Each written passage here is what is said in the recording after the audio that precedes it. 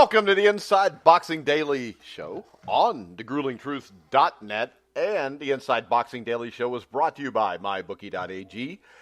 You can get up to a free $1,000 cash bonus for your first deposit at mybookie.ag by going to thegruelingtruth.net webpage, clicking on the mybookie.ag banner, and you're all good to go from there. Also, if you go to strictly the mybookie.ag banner, you can punch in promo code TGT50.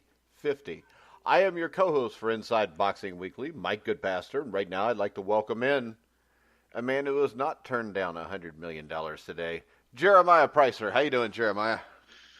Jeremiah Preisser. Hell, I wish I was offered, even a fraction of that, because at this point in life, I'd be taking it. That's for sure. But yeah, I'm ready to go, man. Let's talk some boxing, Mike. All right. So, what I just alluded to, ever since WBC heavyweight champion Deontay Wilder declared himself a free agent who could sign with any network, a high-profile bidding war has ensued, and he turned down top-rank ESPN last month. And today, it looks like in the last couple hours, that a reported $100 million deal from the Zone, which would have been $20 million to fight Dominique Breazeale and two $40 million fights with Anthony Joshua. He's decided to say no, Jeremiah.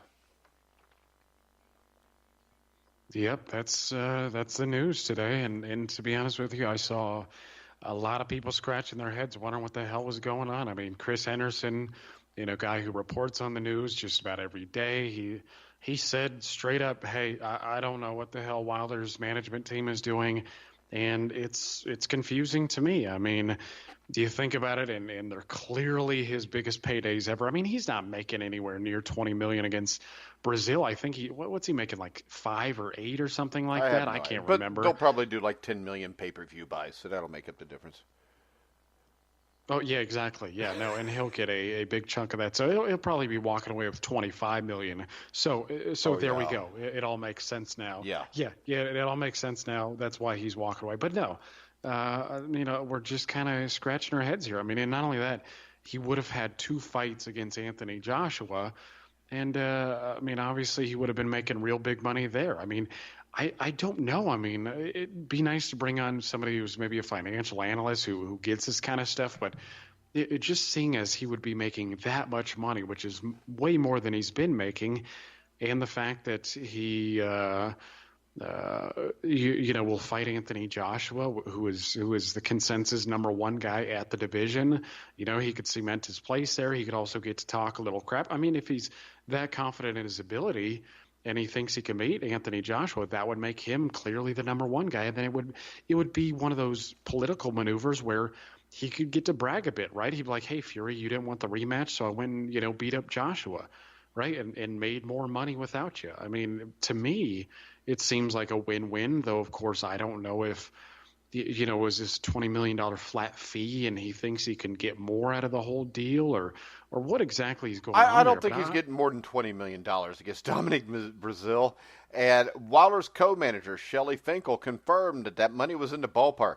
So this is not one of those he said, she said things like on the supposed $50 million offer a couple years ago. Shelley Finkel said that money is in the ballpark. So he has turned this down, and he's the one that said he was a free agent. He could do what he wanted, and he doesn't want to fight Anthony Joshua. And I know we've heard from tons of people. We had one on a couple weeks ago that said that Tyson Fury was obviously afraid of Deontay Wilder. So I'm sure all of those people will now think that Deontay Wilder's afraid of Anthony Joshua. Yeah, that's typically how it works, right? I mean, a lot of these people are really open-minded, and their opinions are fluid. Come on, man.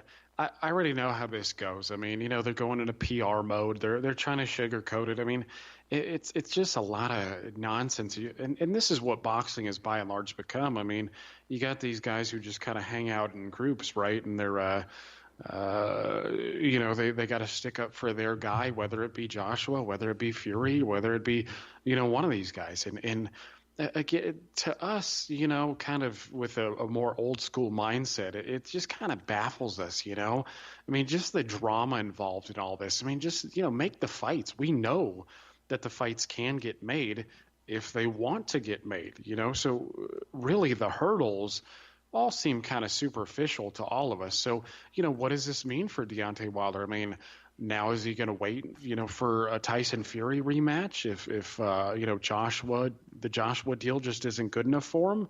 I don't know, man. Well, all I know is this. When he became a free agent, he said he wanted generational wealth.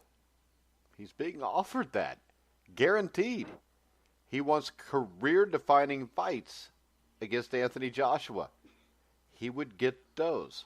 What is the downside here? What is the end game? And if he's a free agent and Al Heyman's not doing anything here, now the reports are he's about to announce a deal, but we don't know where it's at. So I don't understand this, because if he's a free agent, he doesn't have anybody controlling him, so this is his decision, correct? Right, exactly. I mean, he, again, like I said, Stephen Espinoza has been awfully quiet lately, realizing that this deal very well may go through. I don't know if, Showtime behind the scenes has offered him something else, or, what exactly is going on here. I mean, maybe we'll have some light that's shed on it here pretty soon, but it's all just kind of confusing, I mean, it seems as if you want the best and you want to get paid well, like you said, this deal is going to do it for you. I mean, maybe your exposure is not going to be as good as it would be on ESPN or PBC on Fox or any of those. But what would it matter, really? I mean, if you're getting paid that kind of money and, he's got something like 23 kids, that's gonna pay for all of them through college, So I don't know. I'm beat. Again, maybe I can look through the forums and maybe somebody's got a good excuse for all of it. Because, again, I haven't heard anything from Wilder's side. I haven't heard anything from Finkel, and we both know that Shelly Finkel is he's no youngster. This guy's not green to the game. He's been doing it a long time. You got to give him this too. He's one of the biggest scumbags too. So you got to throw that in there too. Yeah, right. He's been doing his scumbag shit for a long time too. So again, he knows all the ins and outs of the games, all the dirt, all the this guy he really knows how to maneuver his way through this sport. So if it was ultimately on Deontay Wilder, saying yes or no, or whether it was his management team who were like, nah, man, we need to stay loyal to Al Heyman or Showtime or whatever it may be. I mean, the only thing that I can think of is maybe there's a backroom deal with Showtime going on, and they're like, hey, man, stick it out. We'll pay you this much money.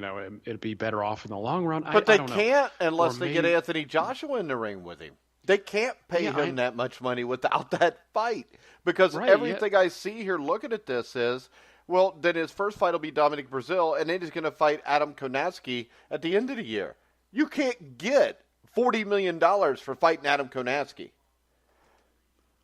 Now, you're right. I mean, well, I don't know if I just don't know. I mean, I don't know if this is a loyalty thing or what exactly is going on here. I mean, the only thing that maybe I can think of is that, Al Heyman is cautioning some of these guys because, John Einrenhofer did point it out on our show on Sunday, and he did point it out on Twitter as well, that it seems like DAZN is targeting guys who have already had free TV exposure, so they're trying to get the Charlos, they're trying to get the Deontay Wilders. So maybe Heyman is telling these guys like, hey man, stick with me. This is all, it's all a tactic. You know what I mean? It very well could be that. It could be a loyalty thing. And I have heard that Heyman treats his fighters well. But again, it is called prize fighting, and I say don't take that too literally. I understand guys want to get paid, but we also, this is a sport, so the fans got to benefit as well. So I don't know. I don't know if it's a loyalty thing or what, but it's just hard to make sense of. Oh my! We've got Michael from New Jersey who sends us a message that says, Wilder will come to an agreement with ESPN because there is no fight Wilder wants other than the Fury rematch. Biggest fight in boxing. Okay. Well, I mean, I'm not sure it's the biggest fight in boxing. I because mean, it's if you look not. at if you yeah, if you look at the pay-per-view numbers, I mean, obviously Golovkin and Alvarez is significantly Well, and how bigger. about this? Because Deontay Wilder claims he won the fight, so why the hell does he need a rematch so bad? We see all these Deontay Wilder nut huggers out there who are, oh, Deontay won because he put him to sleep, and the referee, Reese used smelling salts to wake him up. But if you listen to the Ringside Boxing Show with Jack Reese will tell you at the end of that fight, the guy who was hurt in the last minute was Deontay Wilder. And if Deontay Wilder thinks that his biggest fight is against a man that he thinks he beat, that makes no sense. Plus, he's not making $80 million for two fights against Tyson Fury. No, well, he's not right. I mean, it's again, it's not the biggest fight in boxing, but if you're turning down Anthony Joshua, which warrant big paydays, so what is this fella saying? Maybe you can chime in through the comments again. But are you saying that he's going to make more against Fury than he would against Wilder, or I mean against Joshua? I mean, if he's making over $20 million to fight Fury, that would make some sense, but I don't have the numbers for that. But of course, if you're having two fights with Anthony Joshua, your numbers are not going to be as big as they are with Tyson Fury. So I don't know, would he be banking on a third fight or Well, what? I Because don't think that he could get more than $20 million to fight Anthony or to fight Tyson Fury. I don't see how that's that possible. Maybe 30 million, but I hate to tell you this, 30 million is still 10 million less than 40 million. yeah, and again, I mean, that's sort of my thing is I don't really know if he's going to be making 20 million against Tyson Fury. And again, if you look at the political aspect of it, and I think from what I pointed out, if Wilder beats Joshua, he's going to be the consensus number one heavyweight in the world. Okay, so that would supplant Tyson Fury's position at number Yeah. two. And that gives So Wilder there, all the bargaining power. exactly. So it gives him more leverage, and it also gives him bigger paydays. I mean, so if he were to beat Anthony Joshua, making $40 million between those two fights, and then he fights Tyson Fury, well, he's certainly making above $20 million, in a Fury fight. So to me, it seems like the political maneuvering would be better if he beat Anthony Joshua than if he beat Tyson Fury, because if he beat Tyson Fury, he's still only going to be the number two heavyweight in the world. I don't think the well-respected organizations are going to rank Wilder ahead of Fury, even if he does score, a dramatic knockout. I just don't see that. I mean, to a lot of us, Joshua has been, he's maintained a solid resume, and he keeps beating up guys who are ranked in the top 10. And, he's got a lot of stuff to fall back on as well. So if he beats Fury, yeah, he's going to be able to demand more in a future match with Anthony Joshua, but it just doesn't seem like he's going to be maximizing Is he his going to be able to revenue. demand more than $40 million, though? Yeah, I don't know. I mean, I don't think he could. I don't see how that's possible. Unless he I can't, goes out and just beats the hell out of Fury in a round, and chances are that's not going to happen at one punch a pop. yeah, and I mean, I do think his marketability improves if he stops Tyson Fury. I mean, Fury has generated a rock solid base so far, because of what he was able to come back through and arguably beat Deontay Wilder. Well, I mean, he beat Wilder in most people's eyes. So, yeah, I mean, maybe his payday gets a nice uptick against Anthony Joshua, but again, he's still just going to be number two there. Whereas if he beats Anthony Joshua, he's number one. And again, he's guaranteed two big paydays out of that. So I don't know. I mean, it's hard to say. I mean, maybe Top Rank is working behind the scenes and crunching the numbers, and they got something different than we do. I don't know. It's just kind of tough to make sense of it all. But it does seem like we're going to get, these guys fight at some point. It seems slow going at this time. It doesn't seem like it's going to be in the next year, though. Or if it is, it's going to be in a year. Um, we've got Josh from Battle Creek, Michigan writes in, if this report is accurate, there is literally no way the Bronze Bomber can justify not taking this deal. If he doesn't take this deal, he's ducking Anthony Joshua. Simple as that. Yeah. Well, hey, thanks for chiming in. Thanks for chiming in. We appreciate it, of course, and we thank you for listening. And I think his viewpoint is the side that most people are going to come down on. Again, Chris Henderson, he's a buddy. He knows the ins and outs. He's contacting these people daily. Again, he's baffled by the decision because I think he recognizes what most of us recognize, and that's Deontay Wilder would be a better position to beat Anthony Joshua than it would. I mean, if let's say one of those fights is in the U.S. and one of those fights is in the UK. I mean, he's building his brand not only in the U.S., but he's also, because obviously Joshua is going to be a bigger sell after he beats Terrell Miller. Of course, how big he'll be is still yet to be determined. Depends on the results, yada, yada, yada. And Hearn seems like he's bullshitting a little bit with the whole, ticket sales thing. But, Joshua will be more notable here stateside. So, if he were to beat Anthony Joshua here and beat him in the UK or, vice versa, however that would work, I mean, the guy's going to he's going to be able to demand he's going to be the quote unquote A side when that comes about. So, again, I think most people are going to come down on the side of this fellow from Michigan here where they're like, hey, you had an opportunity and he didn't take it against the best. Right? Fury is number 2. Joshua's number 1. We should remember that. Well, Fury is number 2. Joshua's number 1. I think that's the best point anybody has made all day. I mean, yeah. So why would number 3 turn down $100 million to get 2 fights with number 1? Yeah, because I think Fury and Joshua could just, honestly, they could just cut Wilder out of the whole deal and fight amongst themselves. I mean, if you had a 2-fight deal with Fury and Joshua, they're going to be making huge money. I mean, the Brits, if you somehow held one of those fights in Vegas with all the site fees and whatnot, you're going to have a lot of Brits who are going to travel. Or I guarantee you would probably have more Brits who travel to Las Vegas to watch Fury and Joshua in Vegas than you would Alabamans. Or even are Americans. They called Alabamans? I don't know, but I don't know you would have. I think you'd have more Americans. You would have less Americans travel to Las Vegas to root for Wilder than you would have Brits to cheer for either one of those guys. So again, all this stuff is kind of interesting, but I don't think Wilder's going to get. I think like the guy fellow from Michigan said, I think a lot of guys are going to fall on that viewpoint there, where hey, Wilder had his chance and he should have taken it. Except for Wilder fans. All right, 2 nights from tonight, we have Mikey Garcia, Errol Spence, actually a fight that people can get excited about. The question tonight is this. Jeremiah, who do you think is the number 1 pound-for-pound fighter in the world? And does Mikey Garcia have a claim to that? Because, to tell you the truth, when I look at most top 10 pound-for-pound rankings, nobody stands out to me because I don't think Lomachenko has beaten great competition. I don't think Crawford has.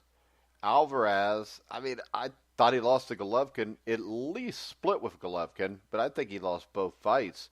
And Mikey Garcia, I would put with Lomachenko. They've beaten good fighters. But, is there anybody out here that really deserves to be number 1? Okay, so I do think it is in limbo. I think most people have Lomachenko number 1, and I think that's because he's beaten. So I think this is how most people separate it. I think Lomachenko is number 1 to most people, partly because I think he's beaten better competition than Terrence Crawford. Though I think a lot of people also think that Terrence Crawford is probably the harder guy to beat at this juncture. And so it's you kind of split them between the two. It's like Crawford looks maybe less, because of with Lomachenko's struggles at 135 against Petroza and Linares lately, and whereas Crawford has moved up and still looks really damn good. He still looks like he looks like he very well might be the welterweight champion in the future. And then, like you said, Alvarez has an argument. If you follow the official decisions and you look at his resume, Canelo has the deepest resume of anybody in the sport. But of course the close decisions and sometimes controversial decisions kind of mar his position. Well, how about this? Let's go back to Lomachenko before you go farther, because really, when you look at it, Pedroza, Linares, I never was a big Rigondeaux fan. The only name that really stands out to me is Gary Russell Jr. Yeah, well, yeah. So I mean, if you Gary Russell is kind of the guy who stands out amongst these guys, but Nicholas Walters was the number one 126 pounder before he moved up to 130. And Lomachenko schooled him. And of course, there are people who, of course, who are like, well, Walters just wasn't that good to begin with. You can make that argument. But of course, it's all kind of, this is the problem with boxing is it's hard to tell who's really good and who's not because these guys are not fighting enough. They're not fighting stiff competition. So I think when you add up, a guy like Gary Russell Jr., who's arguably the best featherweight in the world and very well may prove it against Leo Santa Cruz, granted they fight this year, and I think that fight may come off. Rigondeaux was obviously too small, but he was still a pound-for-pounder for some. So, there's a little something there. Linares, I think, was on the verge of being a pound-for-pound guy in some people's eyes just because of his longevity. And he's always been a skilled guy. But, of course, with his loss to Cano, it's hard to say, anything like that anymore. So then, of course, with Crawford, he's got Postal and Gamboa. And it's just – I think Lomachenko's resume overall is stronger. I mean, of course, if you look at Mikey Garcia's resume, there's a few names that are similar to Lomachenko's. But, of course, it's – I mean, like, who does Mikey Garcia have? Lipinets or, is Latichen in? I mean, there's a lot of good fighters with these guys, but nothing Easter, that really stands out. Lipinets, Adrian Brothers, Latichen, yeah. But that's kind of my point. So my question is this, though. If Mikey Garcia beats Errol Spence, is he number one? Because I think there's no doubt he's number one if he wins that fight. Yeah, well, of course, it's going to be one of those debates, though, that you hear often, right? It's like, well, was Spence as good as we thought he was if he does lose? I mean, you and I have talked on this show. We do think Spence is a damn good fighter, and he showed, a lot of good stuff against Kell Brook, which is clearing away his best win so far. But, it depends on how Mikey Garcia wins. If it's if Spence just doesn't look as good as a lot of us thought, you're going to hear. Yeah, but you know what? I think this. I think that Spence probably is that good. I just don't like to admit it because I want it proven to me first. But I think he is one of the two best 147 pounders in the world. And Mikey Garcia is really a 135 pounder. And I think when you throw that together, I think that's what makes this such a compelling fight. Yeah, I do think that's what makes it interesting because this is a traditional jump in weight class. I mean, Garcia looked pretty good at 140. I do think he looks a little, like you said, it's clearly not his natural weight to be at 147. I mean, he's not that tight physically at 147, though I think, so long as he stays pretty light, he'll be just fine. But I'm like you, man. It's a traditional jump in weight class. Spence is a big physical guy. He's a southpaw. He's a big body puncher. So this is a legitimate challenge by Mikey Garcia, and I mean, you got to credit him for this. I mean, and you look at what other people are doing. I mean, this is a pretty serious jump and a pretty serious test. And if he does win, especially if he wins dramatically, if he were to somehow stop Errol Spence, I think there's a case to be made for him to be number one. I think it's more of a case because I think Errol Spence is a bigger win because of the two weight class move up than anything Lomachenko has. Because I think Gary Russell's a terrific fighter. But Gary Russell physically, I think, is a little smaller Lomachenko. I think Lomachenko's best weight's 130, 126. So this is why I give him that. Also, with Errol Spence, we know he's pretty damn good because no matter what I say about Kell Brook's a solid fighter. And he beat Chris Algieri. So there you go. Yeah, Algieri really put it over the hump for me. I mean, I'm a big Algieri guy. No, I actually do really like Algieri. Not necessarily as a fighter, but he's a real interesting dude. If he could punch, he Yeah, would if he be could all punch, right. he'd be a good fighter. No, but I like him. I mean, he's a nice guy. He's educated. His Instagram profile is pretty damn interesting for anybody who doesn't follow him. I mean, this guy Isn't is he a like a chef now or this something? dude. He has a degree, I think, in sports science or into sports nutrition, one of the two. And this dude makes some like just insane meals that are just perfect for fighters. I mean, just like the things. And he actually, I think, co-wrote a book with some doctor about nutrition. So this guy's doing pretty well for himself. But yeah, I think you're right, man. I think if Garcia does get over the hump, because we're putting out a writer's prediction article soon, and my guess is that it's going to lean heavily in favor of Errol Spence. And so, with a guy fighting against the odds like this and making that big traditional weight jump against a welterweight who is a big guy, I mean, Spence will not always be at 147. I think you're right, man. I do think this is probably the biggest challenge that anybody's taken. Yeah, and I think just by taking that, if he wins the fight, I mean, because he's daring to be a great fighter right here. This is what the guys I grew up watching attempted to do, from when it was Roberto Duran, Sugar Ray Leonard moving up, even though the Hagler thing, I still think Hagler won. But that's a sore spot with me. But when you look at it, I mean, Alexis Arguello moving up, even though it wasn't a traditional jump, moving up from 135 when he was probably at his best, a weight class or two below, to fight Aaron Pryor at the Orange Bowl in 1982, 83? I think it was 82. I mean, that's what, to me, makes a great fighter. I mean, I think more of Alexis Arguello for that move up to challenge Aaron Pryor and the loss in an epic fight than I would if he would have just stayed at lightweight and kept beating everybody. Yeah, and I think you're onto something too with the whole, Alexis Arguello thing, because we are talking about a guy who was, first a world titleist at 126, and that's what Mikey Garcia was too. I mean, if this was an era where there was only 8 divisions, it's possible. I know Mikey Garcia had some weight struggles shot at a early three-division champion, a real three-division champion.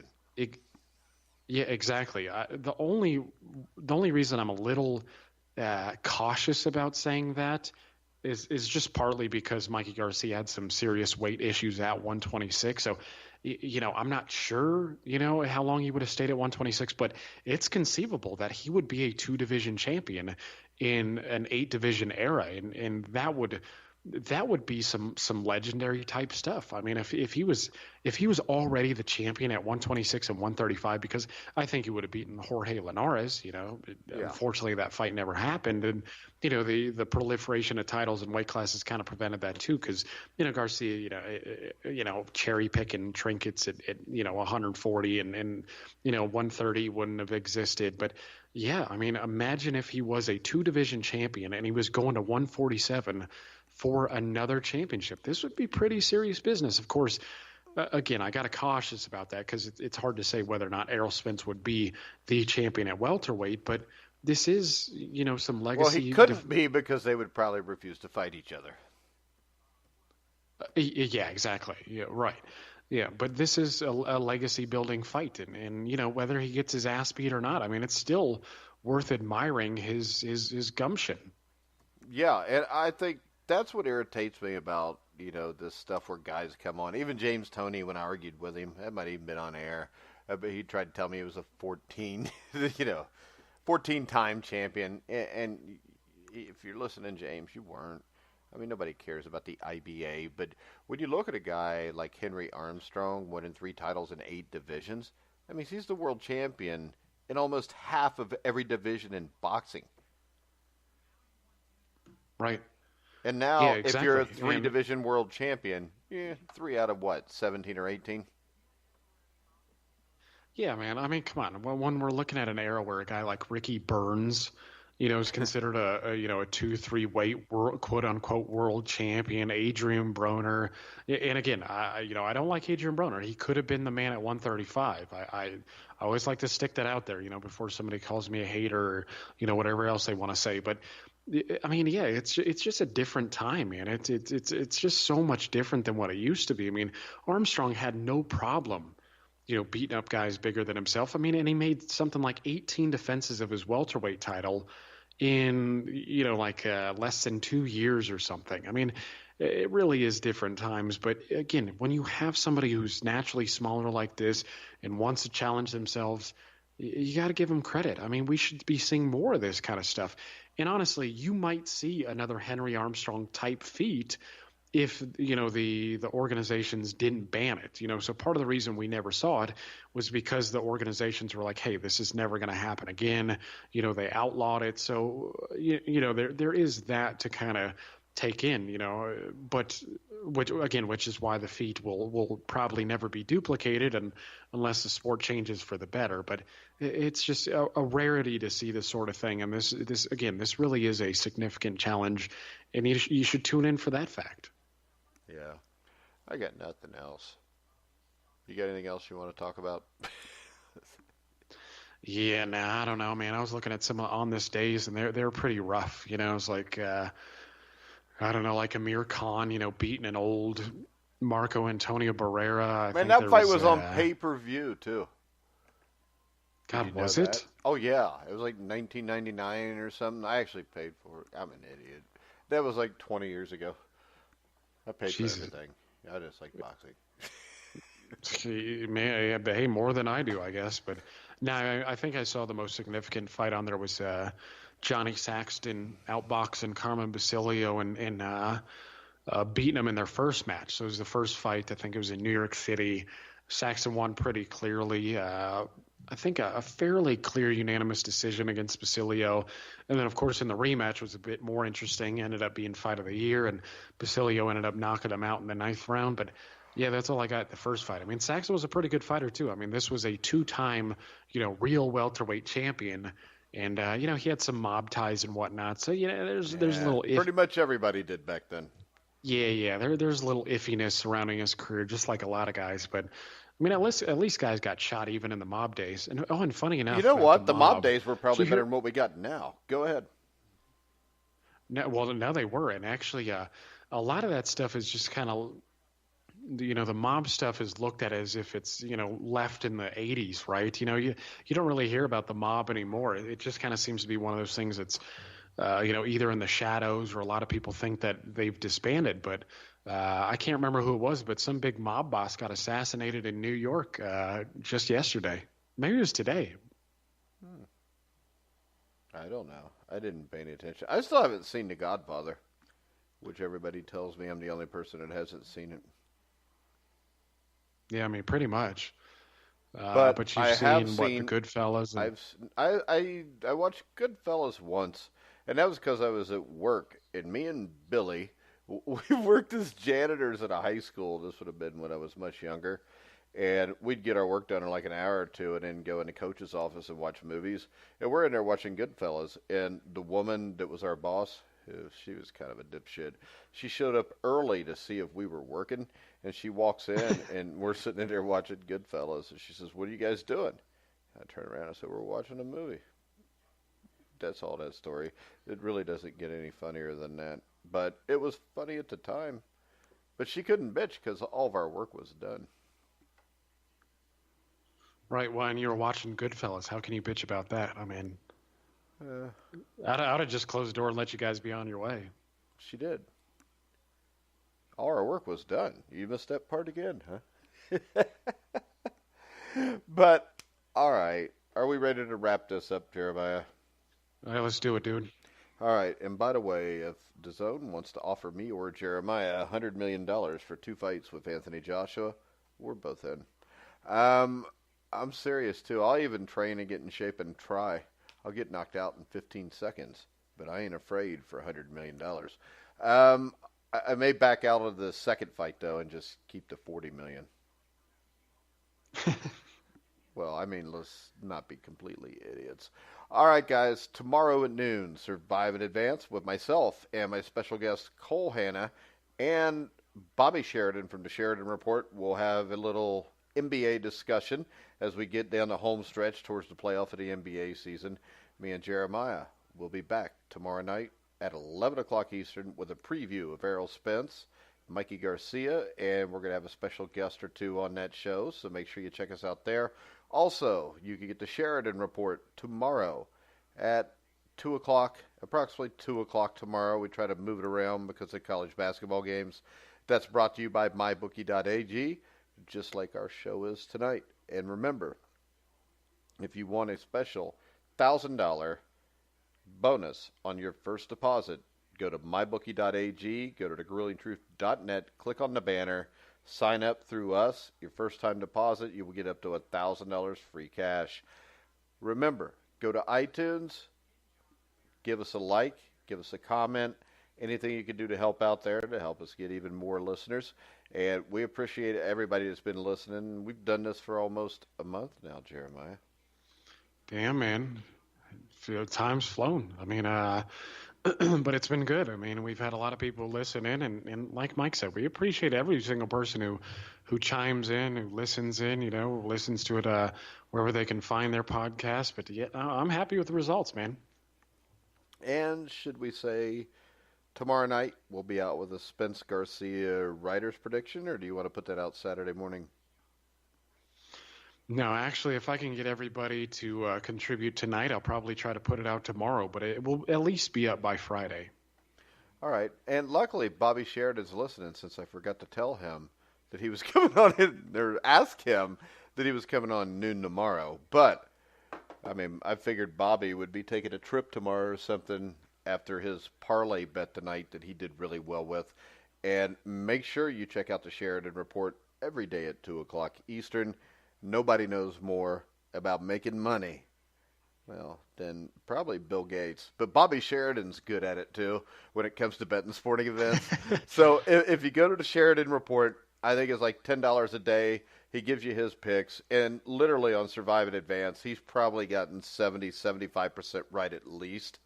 So I would say you go sign up with him. You can also sign up and get the newsletter every day for 30 days for, I think, Bobby, I think it's $50. So you can't beat that. And then you go over and you turn that to mybookie.ag. You sign up on thegruelingtruth.net. Click that banner. They'll give you a cash advance also. And you're well on your way to being a multimillionaire. So make sure you check out Bobby. And we'll have a little pre-fight. Hold on, Bobby just texted me. I said 50, Bobby, and Bobby texted me 50 anyways. But I said 30 the other day and screwed it up. But it's $50. Now Bobby's texted me again. Should we just bring Bobby on the show? Then Bobby doesn't have to type all this stuff.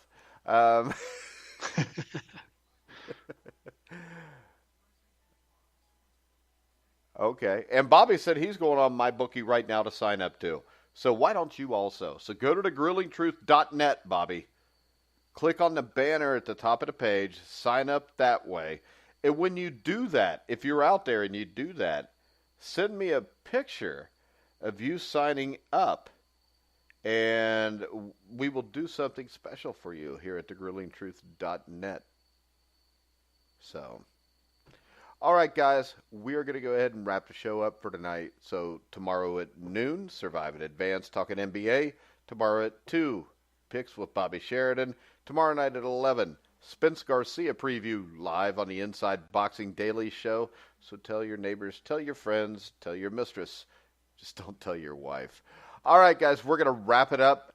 Remember, you can hear all of our shows on iHeartRadio, iTunes, TuneIn, Spreaker, Stitcher, Spotify, on over 180 different platforms worldwide. You've been listening to The Grueling Truth, where the legends speak.